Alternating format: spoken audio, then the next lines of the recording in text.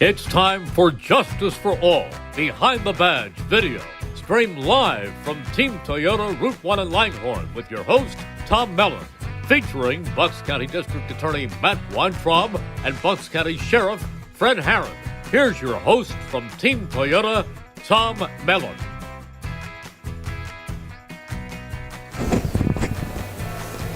Welcome, everyone, to Behind the Badge. It's a show that I'm very proud of at WBCB 1490 and 107.1 on the dial, too, Charlie. FM. We have a little bit more, coverage that way. I'm proud of this show, as I always have been. Great guests. I call them celebrities of fame, and they certainly are. But I want to thank Paul Mellon, sponsor of Behind the Badge, Justice for All, Let's Go Places, Your Health with Tom Mellon. Just a variety of good shows that cover good points of interest, notable points of interest to you, for you, our listenership. We can, at any time, watch this show on YouTube, right, Bree? Yeah. Bree, our engineer, is nodding her head. And we're just really excited once again to be here for this show in the showroom at 746 East Lincoln Highway, right here in beautiful Pendel, Langhorne, Middletown Township, all one. Just a beautiful day, and we have a very, very special guest, a good friend of ours, myself, Charlie Esposito, who's my co-host, and the president of the Retired Police, Fire, and Prison Guards, soon to be correctional officers, yes, as we will be changing that, editing that a little bit. Wow.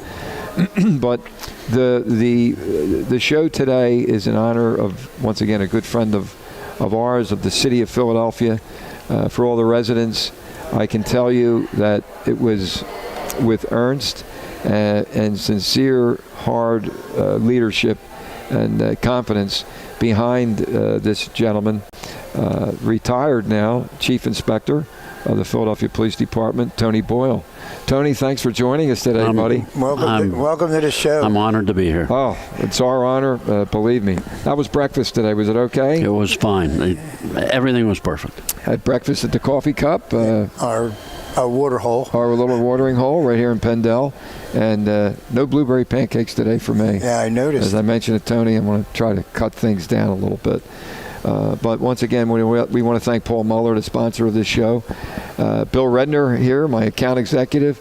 Mr. Humility, doesn't like to be noticed, but I recognize him all the time.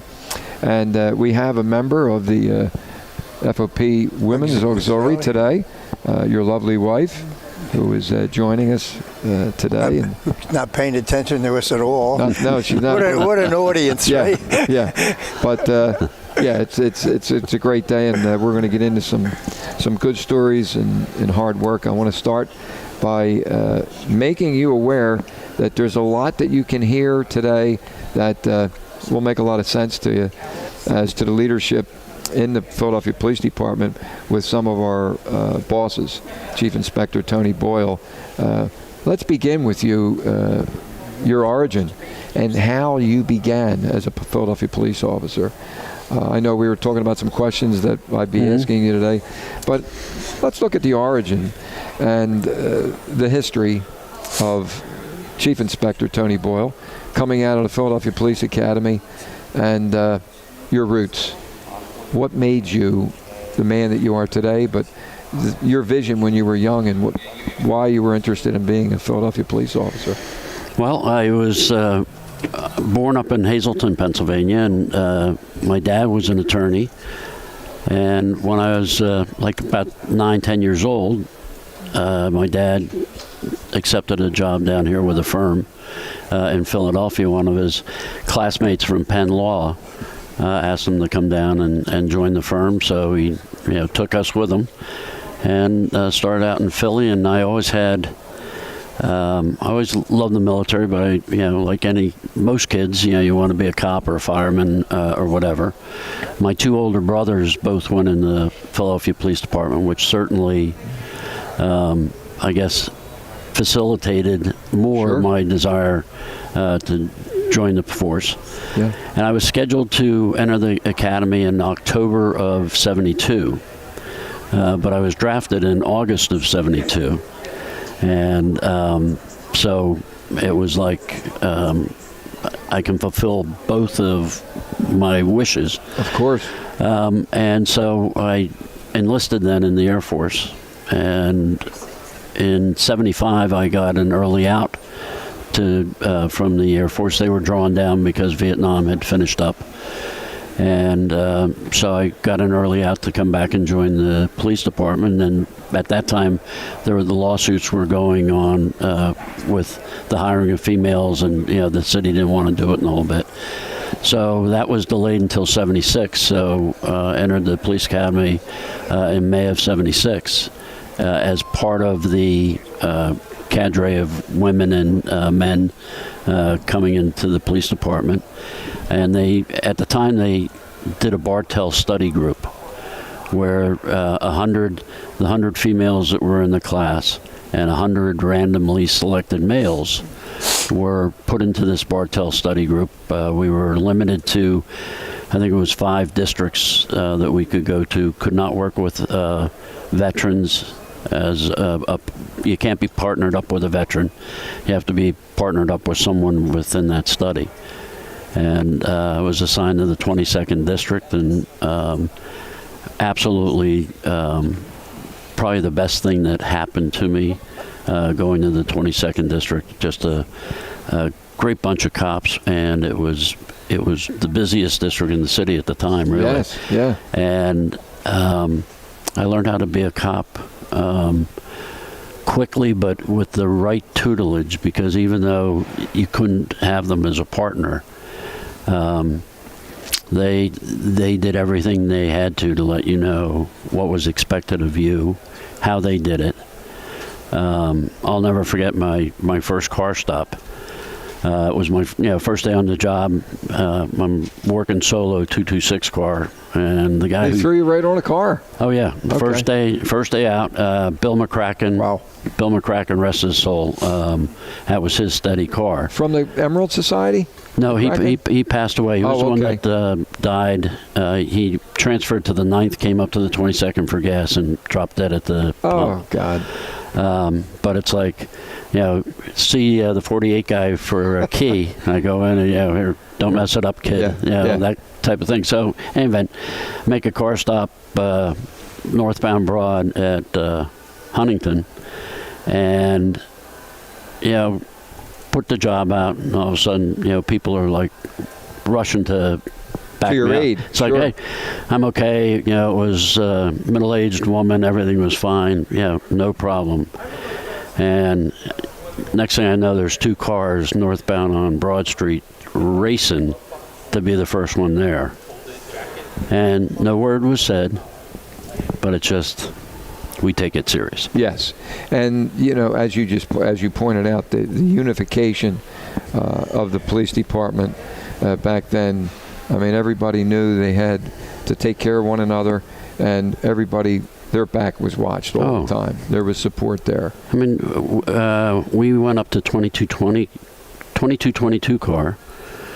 There were 5 wagons in the 22nd district, and they were manned. I mean, it wasn't just now.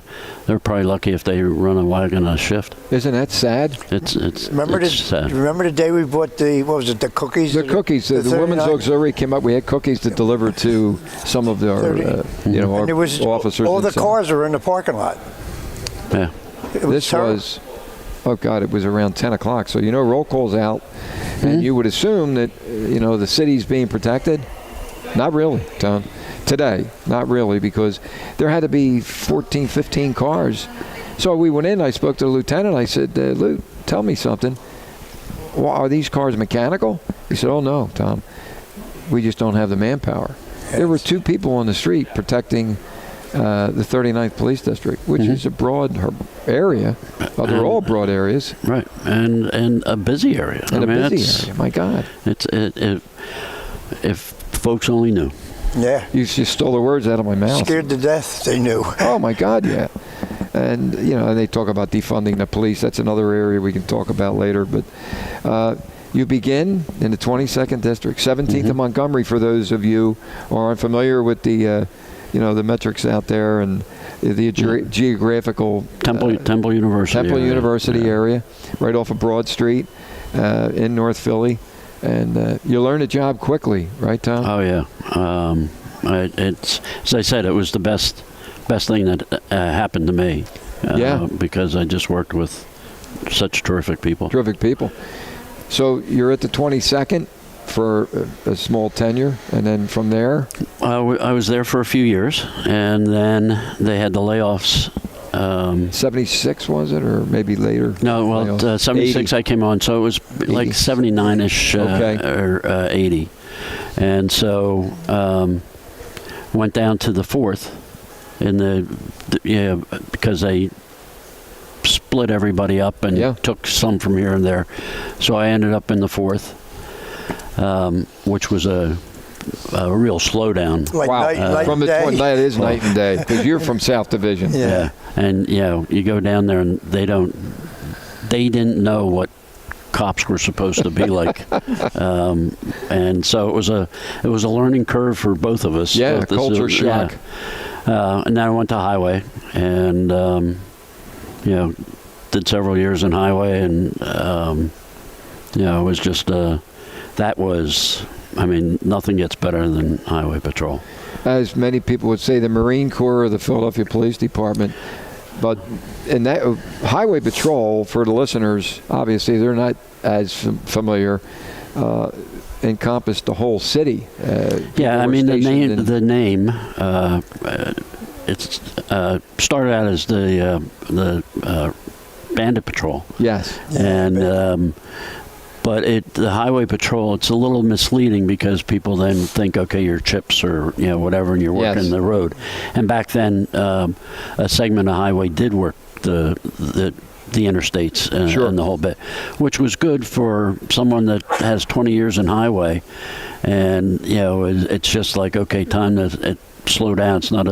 It's a young man's sport. So you still had the expressways to have them continue their career in highway and the whole bit. Yes. Until some folks in the department ruined that for them. But they worked the high crime areas, and back when I was there as a police officer, they were unmarked cars but in uniform. Yes. And it was terrific, and some of the finest police officers I've ever worked with, and the reputation was that they were brutal and the whole bit. I was amazed how little fighting I did in highway patrol compared to the districts, where everybody wants to battle you. Yeah. And you show up as a highway, and somebody says boot cop or whatever. You couldn't find a fight. No, you couldn't. Because they had that respect. That's what is important. And I'm telling you, some of those folks could talk anybody down from, a real high agitation. And they taught me an awful lot. And as I said, best cops I've ever worked with. A great experience.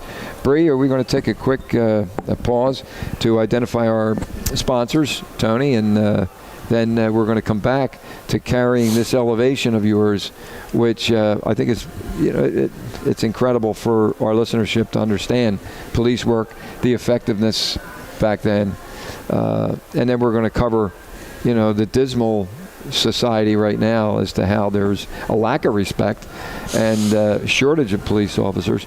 But don't go anywhere. There's a lot more for you to learn as listeners and for you to be aware of.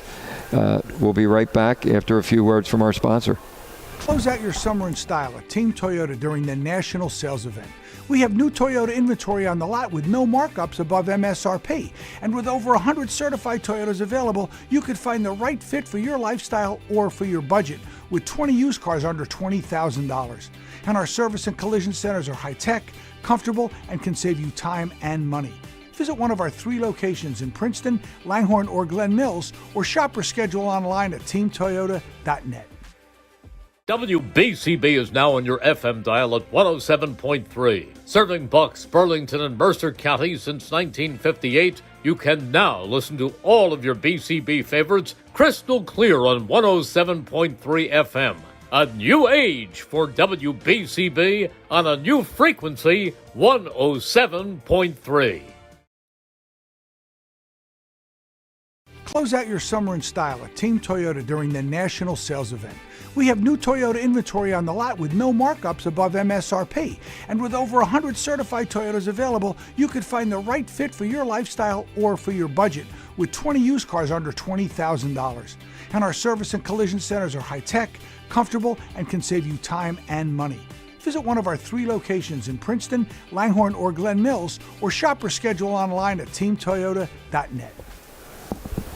Hey, thanks for hanging in there, and remember your sponsors. Because of their support, it enables us to have these types of shows so that you can listen to experience in many, many different professions and facets. Today, you're going to hear effective police work that occurred over a 35-year period. 37. 37. Or no, I'm sorry, 47. 40. Come on, Tom. What's the matter with me? The Air Force was 35. The police was 47. 47 years of service on the police department. And then as we go into highway patrol here, as we segue back in, understand that was a special unit, and you had to have certain characteristics or you weren't put in that unit. Am I right, Tom? That's correct. But Still today, they have still today standards. Mm-hmm. Absolutely. A very admirable detail, or not detail, unit. But let's get back to your highway patrol endeavors. Yeah, it was as I said, had a lot of fun, a lot of respect for those folks, and again, between the 22nd District and Highway Patrol were probably the most formative assignments that I had, and then everything was going well, and again, you know how things turn in your career. Myself and my partner, Frank Spires, Spiffy Spires, we were rear-ended up on 95. And we were both out injured for a while. Spiffy was out probably at least a year and a half. Wow. And I was just a little over a year. Yeah. But a lot of it was on limited duty. Of course. And they put us up at the police academy, and so I guess by that time maybe I had 8 years on or whatever, and I was just happy to, I was having so much fun. Sure. And all of a sudden now you're at a stop, but I got into that environment at the police academy with the book side of things and the whole bit, and there was the majority up there are supervisors at the time. Of course.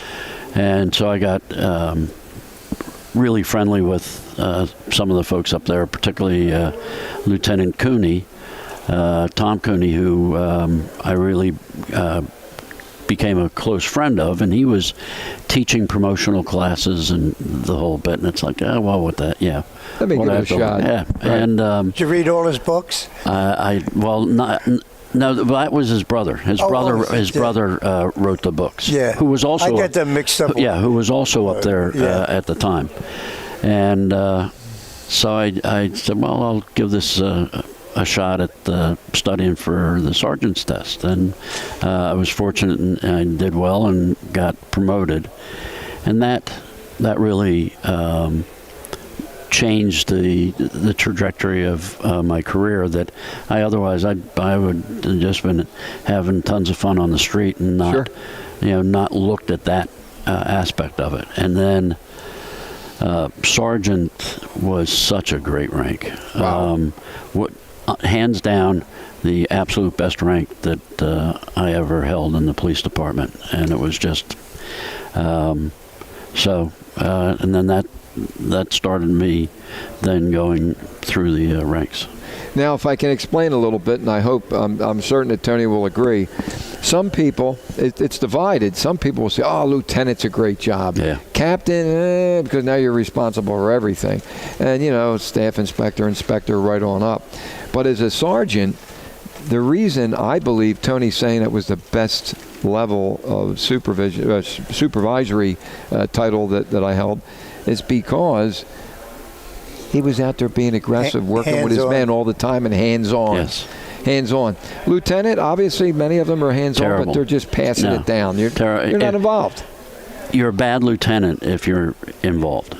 There you go. Because you're not allowing the sergeants to be sergeants. There you go. And a lot of folks, a number of folks, which I never understood and never really respected them for, said that lieutenant's a great rank because, if something happens, you hand it to the sergeant. But you hand it to the captain. I hear that all the time, yeah. Which, you lose my respect if that's your attitude. But God bless you for that. Yeah. You wanted to be there. You wanted to be part of the team. You hit it on the nose as far as why Sergeant was so good. I'm glad I did. Again, I loved it. Yeah. Now, how many years were you sergeant, Tone? If you were concerned, you probably would have stayed as a sergeant, but.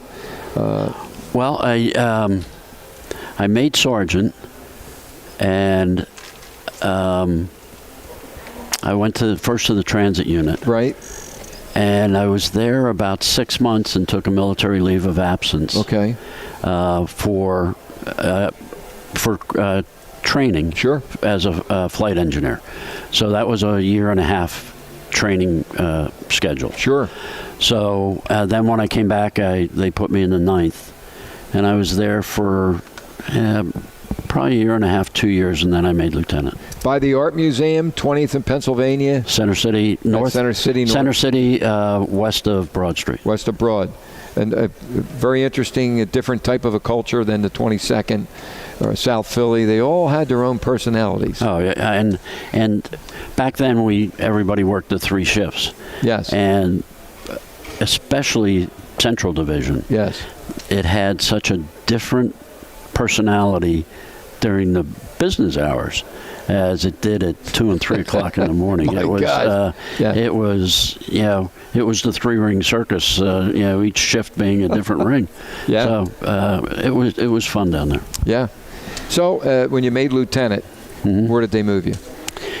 They moved me first to the 5th District. Oh, my goodness. Which, the city of Roxborough instead of Philadelphia. Roxborough, Pennsylvania. Ridge and Cinnaminson all the way up. Yeah. So I went there and, again, was only there for maybe, 4, 5, 6 months. And then the invasion of Kuwait. Yes. And so I think it was around August 2nd or 3rd that they invaded Kuwait. And the next day I was down at Dover getting ready to fly out. Be deployed. So did Desert Shield and then Desert Storm. God bless you. And while I was gone, my wife gets a call at her work.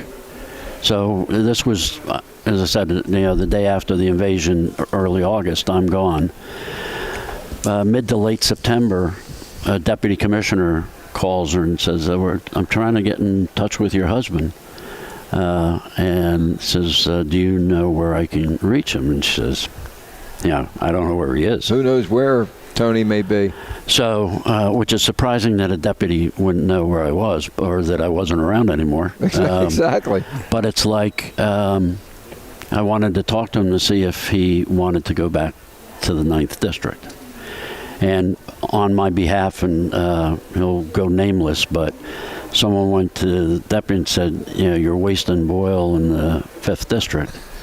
And he should be back in the 9th. And I was grateful that occurred. Of course. But my wife said, "Well, I don't know where he is. I don't know when he's going to be back or all that." And he said, "Well, we can't hold the spot open for him, but thank you, blah blah." Sure. 2 days later, even though I'm on military leave, off the payroll, they transferred me to the 9th District. My goodness. And that spot stayed empty until the following July when I returned. When you returned. So you went back to the 9th? Yep, as a lieutenant. As a lieutenant. And, and just had a great squad, great sergeants, just a super time. And you were involved as a lieutenant? No, that's why. No, because you wanted to. I owed it to the. Oh, I would have loved to. Yes. But you owe it to your sergeants to let them be sergeants. Okay. That makes sense. You know, I didn't. As a sergeant, I didn't need or want my lieutenant to be involved in anything. Yeah, let me be a sergeant. Yeah. And I couldn't. That was one of the things I always preached. That if you, particularly to the ones that are coming up and being promoted, let the people that are looking to you, let them do their job. Do their job, sure. And so I had a great time there, and then made captain. And now, captain, where did you move? First went to night command. Okay. Well, that was interesting. Well, it was, and I made, I think, 4 trips through night command. And when I first went there, when I was made, when I went to night command, I think they made 40-some captains on that list. 40, that's a lot. Yeah. That's a lot. To the point that night command had 23 captains, 6 inspectors, and 4 chiefs. My goodness. When I first went, you were stumbling over one another. And we had, we had the old fishbowl at the time up in the roundhouse. Yeah. But it was just, it was one of those get to somebody, and so they had an overabundance. And so I spent a fair amount of time in night command. When I went there, and even subsequent times, per capita, it was the highest educated unit in the police department. How about more that? Than the academy? More than the academy. And these guys were, friendships that still last. Exist today. Yeah, sure. And so it was. They think they're hurting you. No, they just made you a better person. Of course. So night command had a great experience as well, and the relationship. Well, you have the whole city. You have the whole city, and it is, and I think too, whatever reputation that you have, good or bad, is wider known with that exposure. Of course, to the entire city. Of course. Now we're looking at what year as a captain, so I could have the listeners understand, the time period. Oh man, tough one. Yeah, it is. That's a tough one. Probably around in the late 80s, 90s, early 90s. Okay, late 80s, early 90s, Charlie.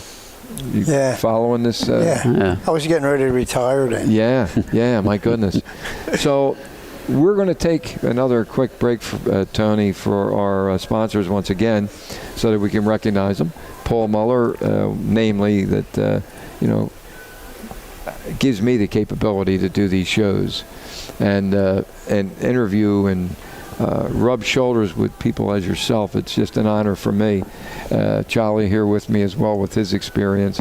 It's just a great opportunity, and I want to thank Paul Muller for that and the continued support that he gives us. He sees the value of it. But we're going to take a quick pause to recognize our partners, our sponsors. And don't go anywhere. We're going to have a little bit more to share with you about police work and the elevation of Chief Inspector that is a good friend of all of us here, Tony Boyle. We'll be right back, and of the city as well. Don't go anywhere. Close out your summer in style at Team Toyota during the national sales event.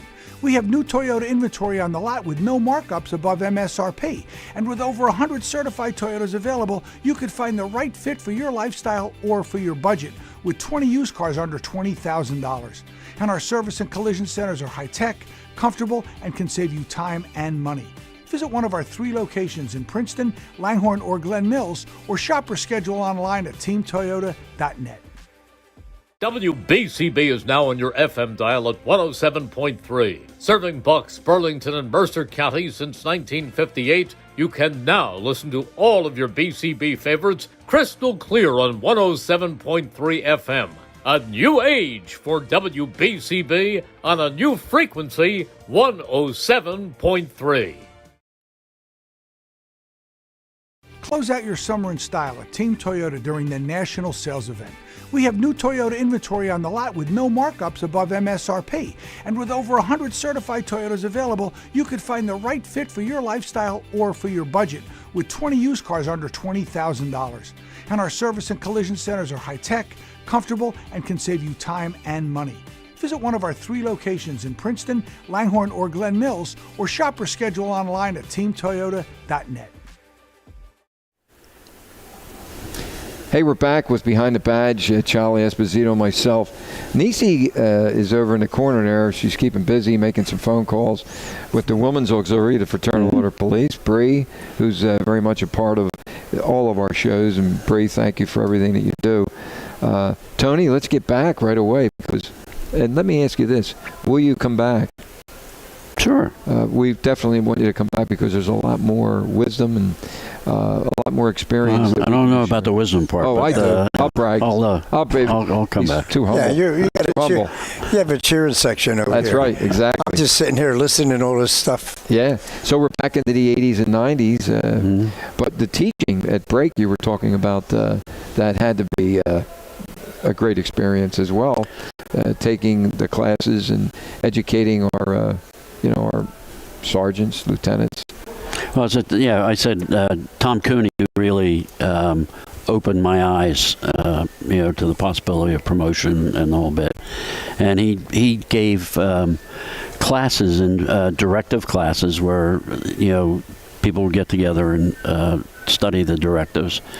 And you can do it on your own if you want, but it was that discipline of, I know I have to be at class, this many days, this many weeks, whatever. That's an excellent point. And so, because at least in my case, there's always like, oh, geez, well, I have this to do, so I'll do the directives tomorrow. And you just put it out. Procrastinate. Yeah. And you definitely have to do it on your own, but at least you had the discipline of knowing that you had to go to these courses. Of course. So I took his, and he also had courses for the resource books, the books that the department or the city says these are the books you study for the written test. Yes.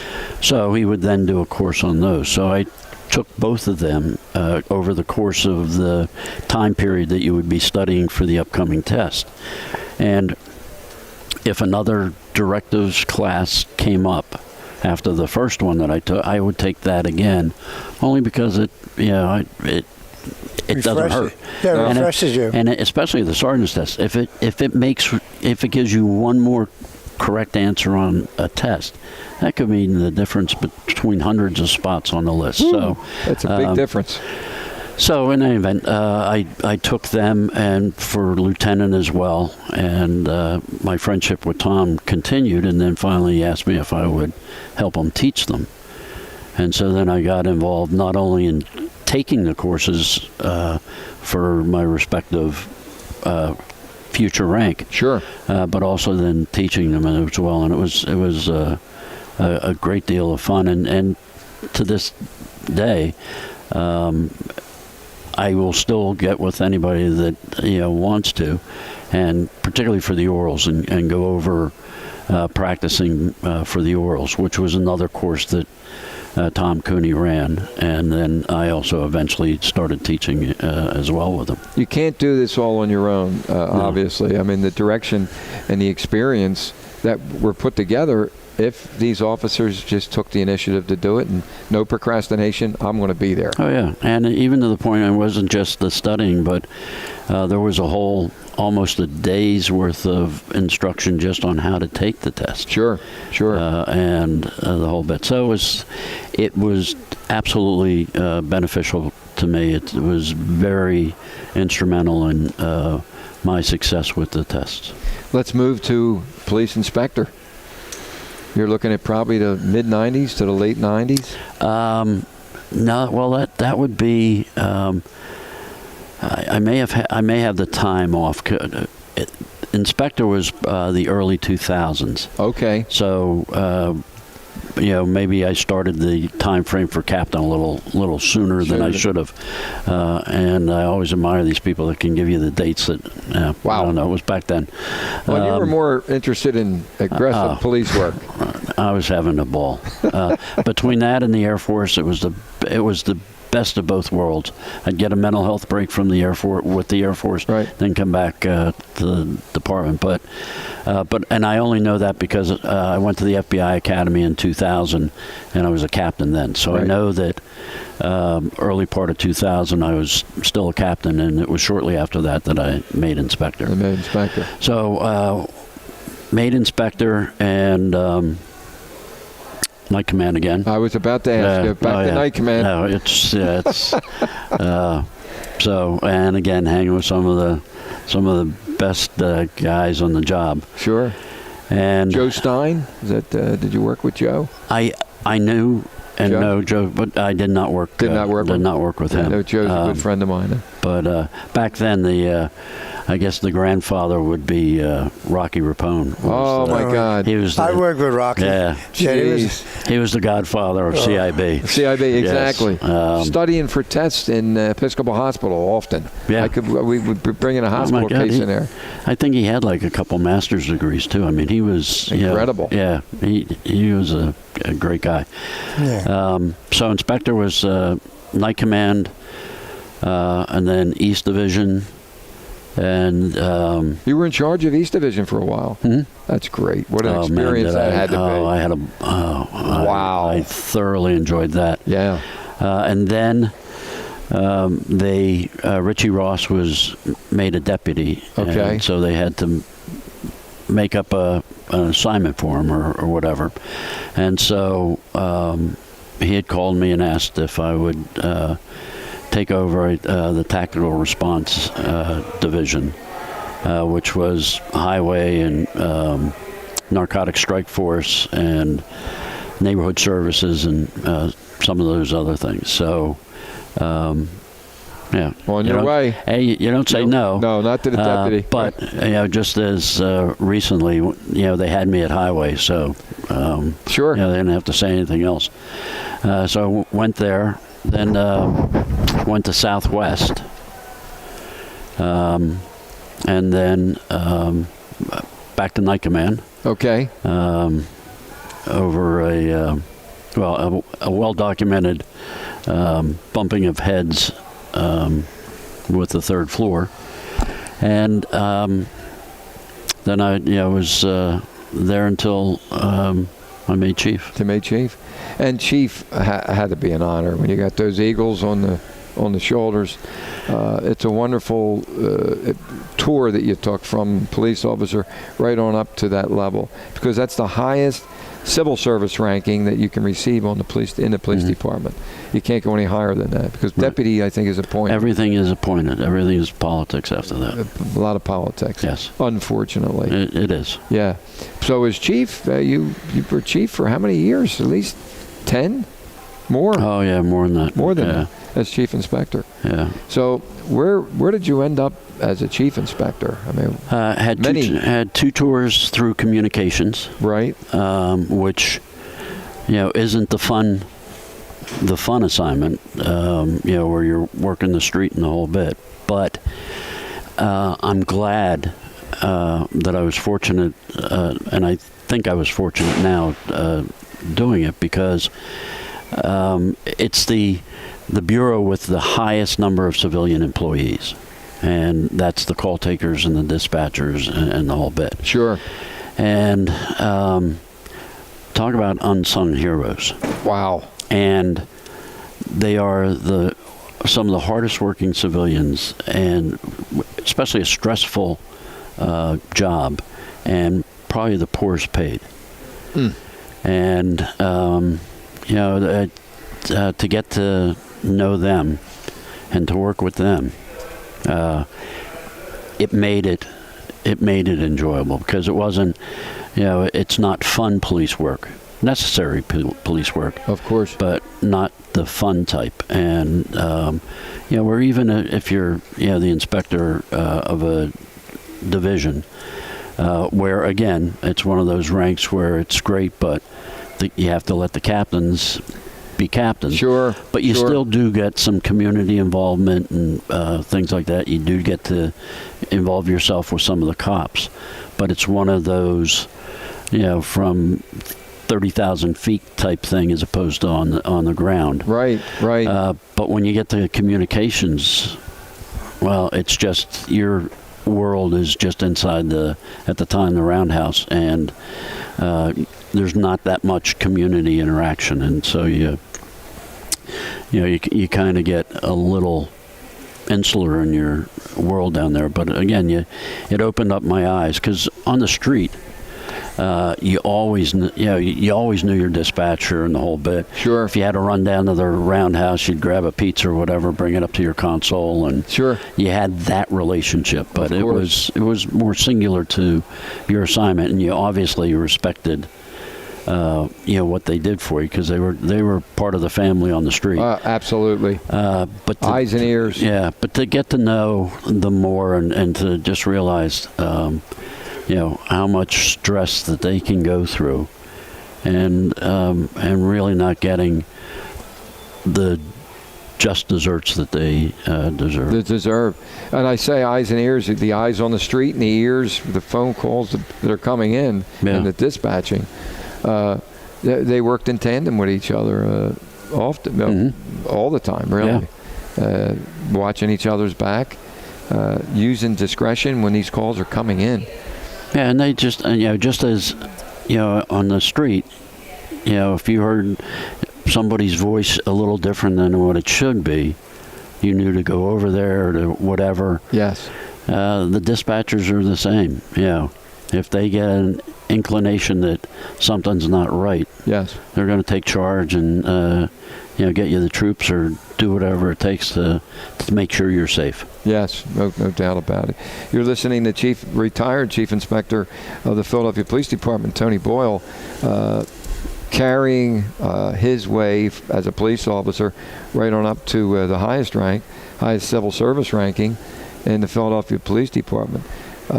Quite a record, history, achievements, but it was hard work, and it was dedication that, as you can hear in his voice, as I can see the sincerity in his face as he's explaining all these experiences that he had, that it was great to be in his shoes. If you were a police officer out there, you really appreciated the work in the division, in whatever division it is. There was no division, there was unity out there. Just a great time. Bree, how are we doing with time? 2 minutes? Well, as Chief Inspector, and as we discussed at breakfast, there's so much more that we're going to be carrying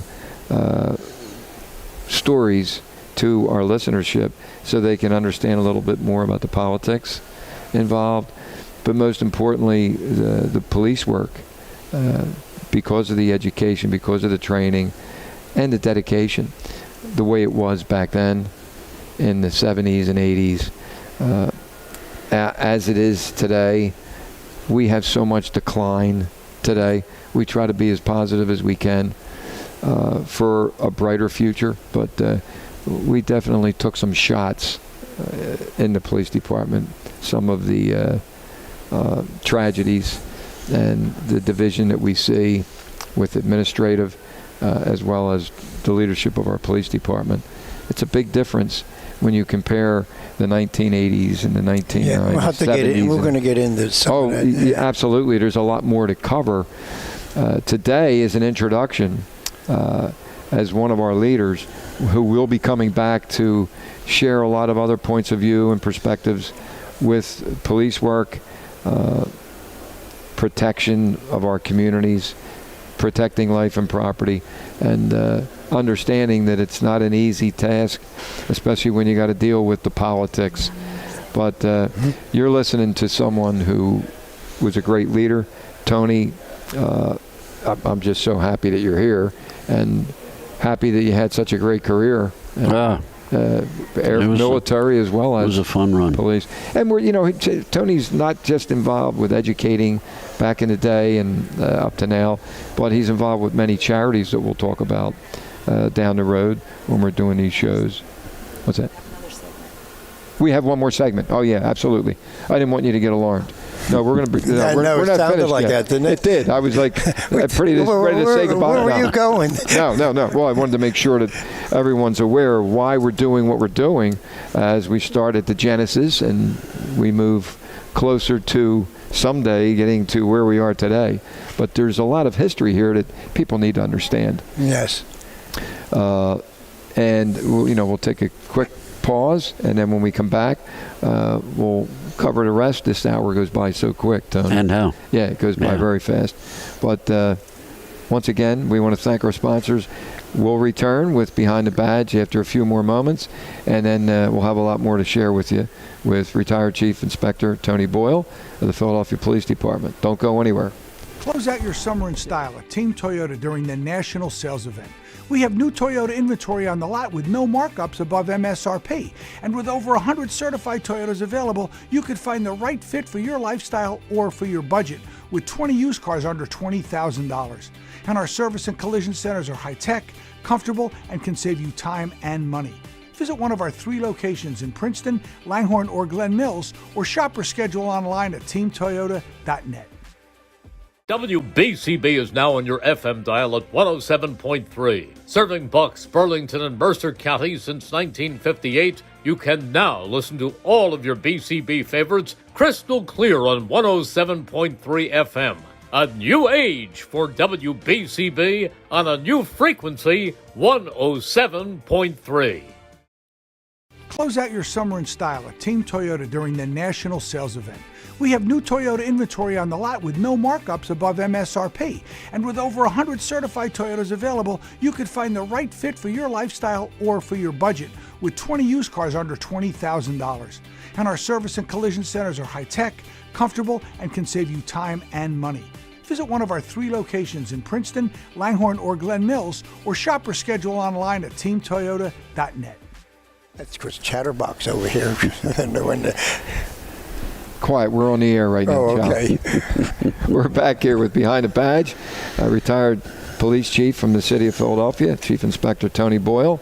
I'm just excited. Anytime I have an opportunity to bring Tony, and you had already promised you'll be coming back for other segments that we can cover, topics that we can discuss. There's a plethora of experience, information, stories that you'll share with us, as I hear some of them for the first time as well. But let's get back to Tony. We got about maybe 10 minutes to cover our show. Charlie, you're saying too much today. I know. I'm sucking this all in. Yeah. All those lies I heard about Chief. I said, God, that's true. That's true. No, of course I'm kidding. Of course you're kidding. Yeah, Denise just fell off her chair when you said that. Oh, yeah, she's right. If our audience was like that, we'd be in trouble. But, I mean, when you carry through the whole city as you've just done, as you're explaining it, hopefully many of the listeners will understand the work involved in, the dedication that you have and still have, because not too many people understand what it's like. Night command, 3 o'clock, 4 o'clock in the morning, clubs close and people running out like it's New Year's Eve every night. That had to be handled a little bit, and it was a lot better back in the old days. As you pointed out with Highway, if Highway pulled up, very seldom did anybody have to hit the dirt. They looked, they seen the boots, the pointed hats, and they said, we're in trouble. We refer to them as crush taps. Crush taps. Yeah. Pointed hat, it was what I wore in school a lot. That's it, right? In the corner. Yeah. Where did you go to school, by the way, Tom? Grammar? Grammar school, I started out at Holy Cross out in Mount Airy. Right. And then, and we lived in Mount Airy when we first moved to Philly. Sure. And so I did 4th and 5th at Holy Cross, then went downtown, still remaining though in Mount Airy. Okay. To St. Patrick's at 20th and Locust for 6th, 7th, and 8th grade. Wow. And again, what a Just that was a phenomenal little school. Small classrooms, combined classes, so like 7th and 8th were in the same classroom. Oh my goodness! It was neat. One teacher, 50, 60 kids, right? Yeah, about that. And they learn more. And they learn more than they ever learned today. Yeah, it's exactly. a disgrace, our school system. It really was beneficial, and I was on the altar there and the whole bit. So and through high school. Sure. And so St. Patrick sent me to Newman.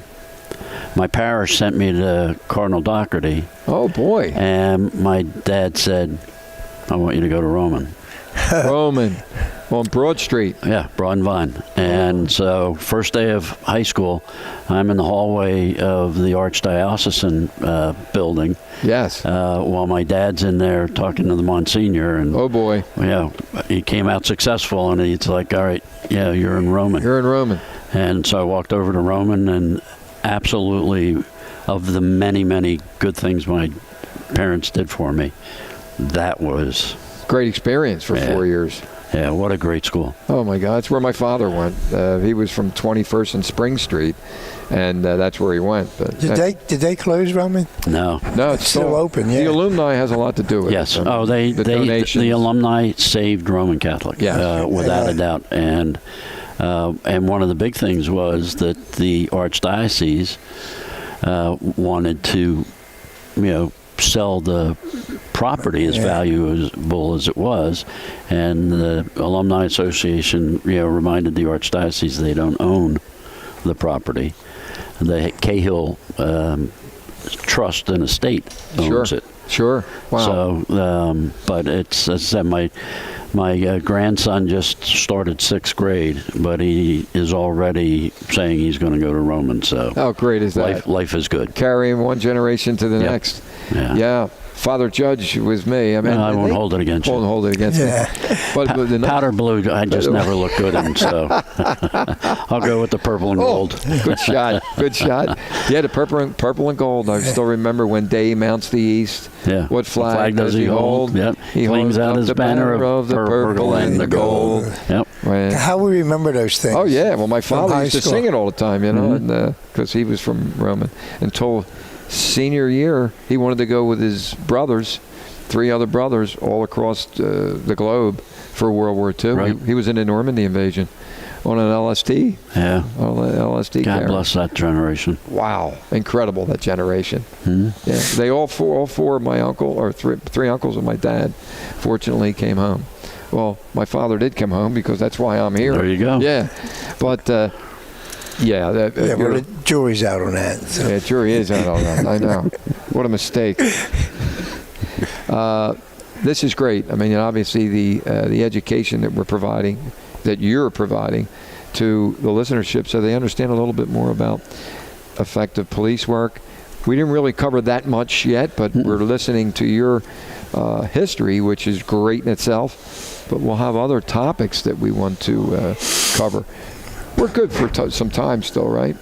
Let's talk about the Marine Corps Law Enforcement Foundation while I have. Love to. Yeah, because that's something very near and dear to your heart. Yes, it is. Yeah, and I want people to understand the purpose of it. The Marine Corps Law Enforcement Foundation, or as we say, MCLEF, MCLEF, is the greatest charity that I know that nobody knows about. Jeez.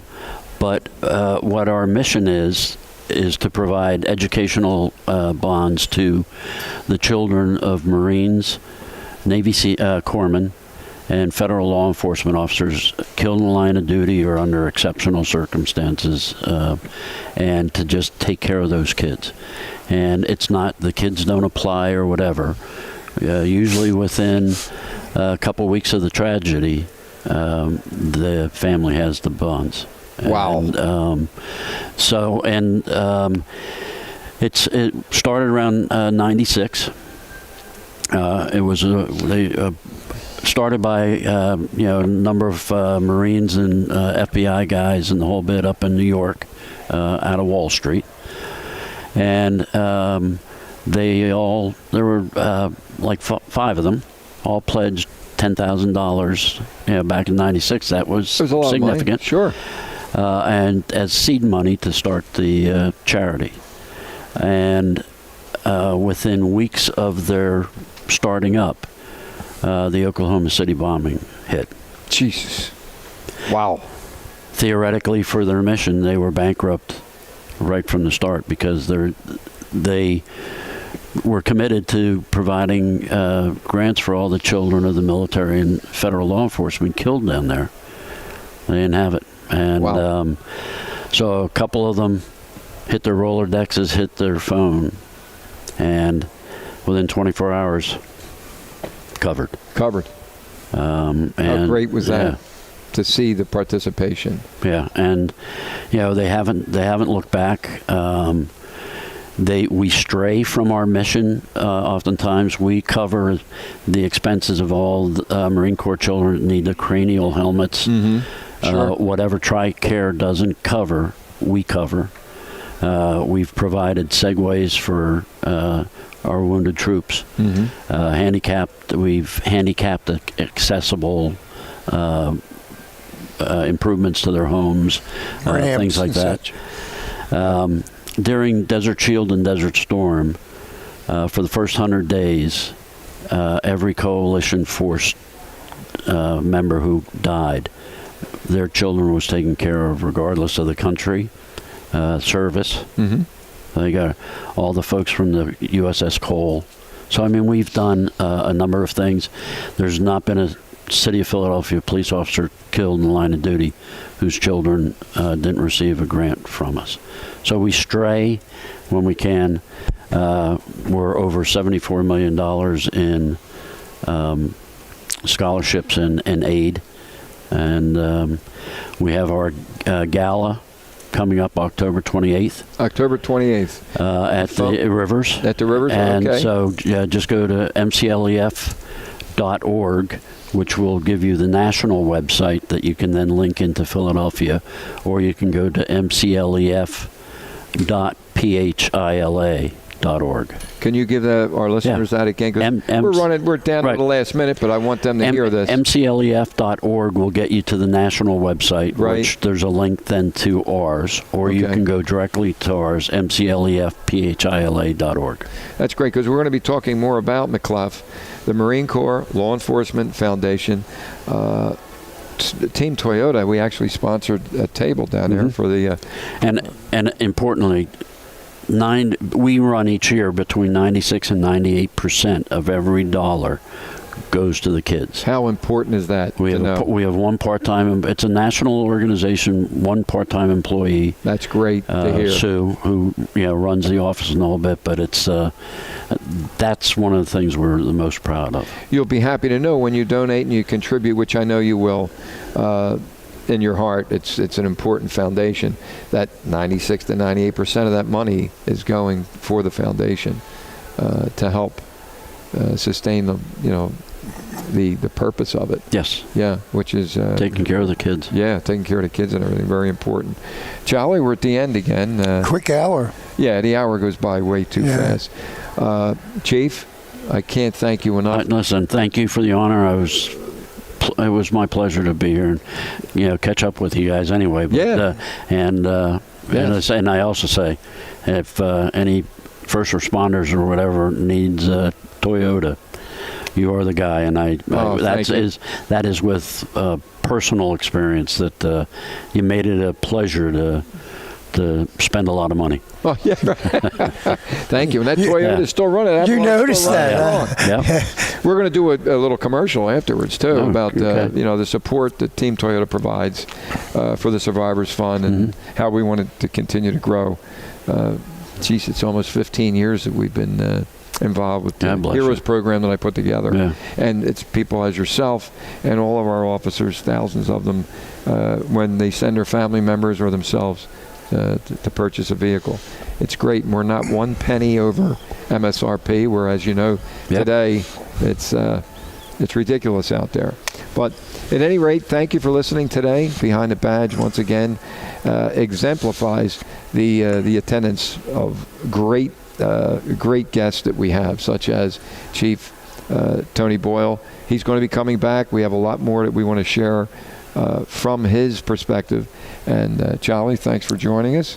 Denise, over there, just keeping an eye on everything. We're keeping her awake, Tom. Women's Auxiliary. You're keeping me awake. Yes, absolutely. So at the end of every show, I always tell everyone, be safe, stay well. Don't text while you drive. Jerry, I'm coming home to walk the dog with you. I always throw that in there. And most importantly, God bless America.